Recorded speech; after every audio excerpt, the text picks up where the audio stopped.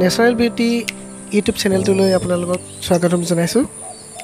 আজি আপোনালোকক এজোপা কপৌ ফুলৰ গছ দেখুৱাব বিচাৰিছোঁ।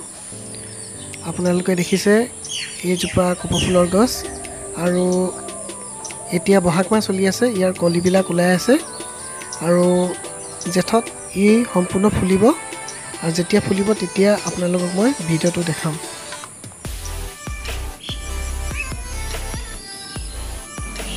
আপোনালোকে দেখা পাইছে জেঠ মাহ সোমোৱাৰ লগে লগে কপৌ ফুলবিলাক ফুলিবলৈ আৰম্ভ কৰিছে আৰু জেঠ মাহত ফুলা কাৰণে এইজোপা কপৌক জেঠুৱা কপৌ বুলি কয় আৰু ইংৰাজীত এৰিডাছ অটৰাটা। আৰু এই কপৌ ফুলজোপাৰ পৰা ফুলবোৰৰ পৰা বৰ ধুনীয়া গোন্ধ ওলায় আৰু বৰ্তমান বৰ ধুনীয়া গোন্ধ ওলাই আছে।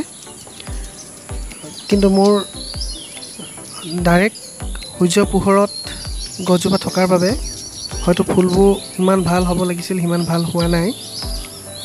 ইয়াক অকণমান ছাঁ থকা জেগাত দিয়াৰ ব্যৱস্থা কৰিম।